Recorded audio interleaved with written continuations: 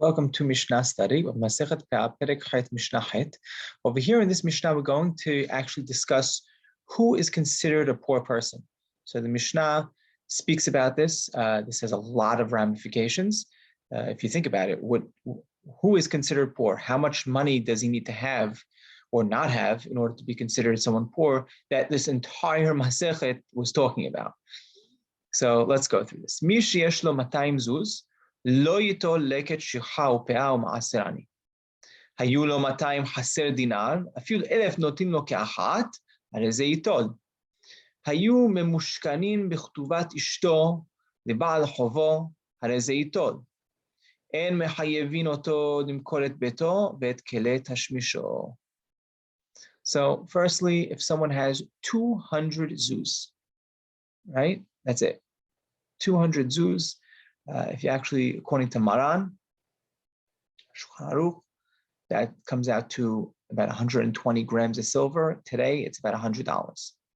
So a person doesn't have $100 to his name, right? That's how little he has. He's considered an ani. Now, it's amazing if you think about this, just if you back out, it's amazing how far we've come and how much of the Jewish values have been accepted in the Western world, right? In welfare and everything, just to help the poor get out of poverty. And you see our Mishnah, and you see in the times of what they had back then, they had nothing. The person who was poor had less than 200 zuz.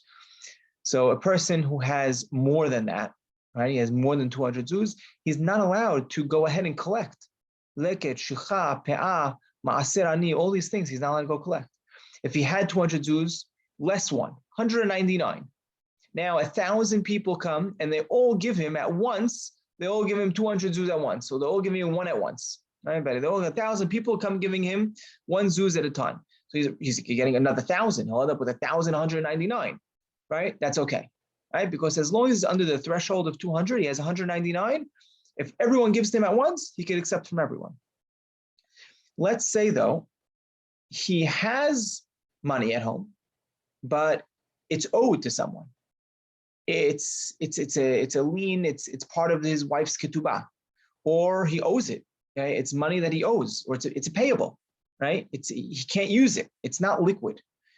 So harezeitot. In that case, he is allowed to go ahead and take. Now, this person, let's say he lives in a house. Are we going to force him to sell his house now? Or is he allowed to collect? And that's what the last part of the Mishnah ends off with, and says we don't force him to sell his house, right? Or even his kli tashmisho, his utensils, right? Things that he would use in order to save for himself and not go out and collect. Rather, he is allowed to go out and collect in that scenario. Now, Rambam points out that even if his utensils were silver and gold, right? Let's say he had gold cups, right? Silver, gold bowls, right? That's very high end.